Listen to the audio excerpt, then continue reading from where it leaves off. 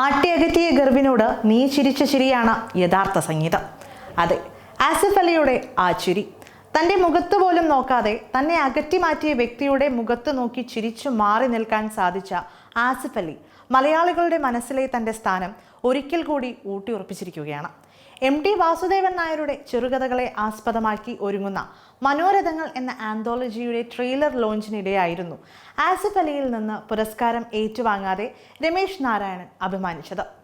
ചടങ്ങിൽ പുരസ്കാരം നൽകാൻ നടൻ ആസിഫ് അലിയെയാണ് ക്ഷണിച്ചത്.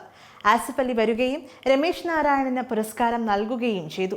എന്നാൽ താല്പര്യമില്ലാതെ ആസിഫിന്റെ മുഖത്ത് പോലും നോക്കാതെ പുരസ്കാരം വാങ്ങി സംവിധായകൻ ജയരാജിനെ വേദിയിൽ വിളിച്ചു വരുത്തി അദ്ദേഹത്തിന്റെ കയ്യിൽ കൊടുത്ത് പുരസ്കാരം രണ്ടാമതും ഏറ്റുവാങ്ങുകയാണ് ചെയ്തത്.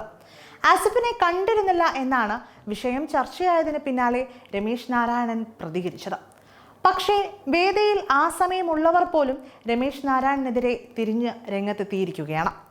സീനിയറായ തനിക്ക് അംഗീകാരം നൽകാൻ ആസിഫ് വളർന്നിട്ടില്ല എന്ന ചിന്തയിൽ നിന്ന് തന്നെയാണ് ആ അകറ്റിമാറ്റൽ ഉണ്ടായത് എന്നാണ് മലയാളികൾ ഒന്നടങ്കം ഒരേ സ്വരത്തിൽ പറയുന്നത്.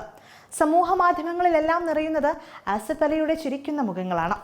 2009 ആസിഫ് അലി മലയാള സിനിമയിലേക്ക് എത്തുന്നതും അത്തരമൊരു ചിരിയിലൂടെ തന്നെയാണ്.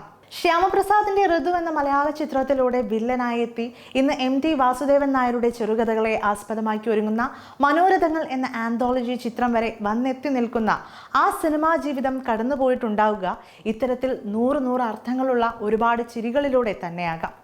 കരിയറിന്റെ ആദ്യ സമയങ്ങളിൽ ഒരു റൊമാൻറ്റിക് ഹീറോയായി മാത്രം ചുരുങ്ങിപ്പോകും എന്ന് പലരും വിധി എഴുതിയ ആസിഫ് ഇന്ന് തൻ്റെ അഭിനയ മികവ് കൊണ്ട് മലയാളികളെ അത്ഭുതപ്പെടുത്തുകയാണ്.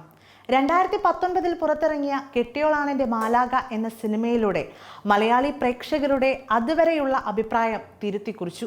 കൂമനിലെ ഗിരിയെയും മഹാവീര്യരിലെ വീരഭദ്രനെയും കണ്ട പ്രേക്ഷകർ ആസിഫിലെ നടനെ തിരിച്ചറിയുകയായിരുന്നു. പക്ഷേ മലയാളികൾക്ക് തന്നിലെ നടനെ മനസ്സിലാക്കി നൽകുന്നതിന് ആസിഫ് നടന്നു നീങ്ങിയ വഴികൾ ഒരുപാടാണ്. ആരുടെയും ഒരു പിന്തുണയുമില്ലാതെ ഒരു ചെറുപ്പക്കാരൻ തൻ്റെ സ്വപ്നത്തിലേക്ക് എത്തിച്ചേരാൻ അഹോരാത്രം പ്രയത്നിക്കുന്നു. സിനിമയിൽ ഒരു ജീവിതം ഉണ്ടാകില്ല, അതുകൊണ്ട് നല്ലൊരു ജോലി കണ്ടെത്തണമെന്ന് വീട്ടിൽ നിന്ന് സ്ഥിരം കേൾക്കേണ്ടി വരുന്നു. ആദ്യമായി സിനിമയിൽ അഭിനയിച്ച കാര്യം പോലും വീട്ടിൽ പറയാൻ ഭയന്ന ആ ചെറുപ്പക്കാരൻ ഏറ്റവും ഒടുവിലായി തൻ്റെ സിനിമ അഭിമാനത്തോടെ കണ്ട ഉപ്പയെ കണ്ട് കണ്ണു നിറഞ്ഞു പോയതും മലയാളികൾ കണ്ടതാണ്. അങ്ങനെ അവൻ്റെ ഓരോ വളർച്ചയും മലയാളികൾ കണ്ടതാണ്. അതുകൊണ്ട് തന്നെയാണ് തങ്ങളുടെ പ്രിയപ്പെട്ടവൻ അപമാനിതനായതിൽ മലയാളികൾ ഇത്ര കണ്ട് വിഷമിച്ചതും പൊട്ടിത്തെറിച്ചതും. വർഷങ്ങൾക്ക് ശേഷം എന്ന സിനിമയിൽ നിവിൻ പോളി പറഞ്ഞൊരു ഡയലോഗുണ്ട്, ഒറ്റയ്ക്ക് വഴിവെട്ടി വന്നവനാടാ ഇന്ന്. അതെ, ആ വാക്കുകൾ ആസിഫ് അലിക്കും അഭിമാനത്തോടെ പറയാൻ സാധിക്കും. ഒറ്റയ്ക്ക് വഴിവെട്ടി വന്നവനാണ്.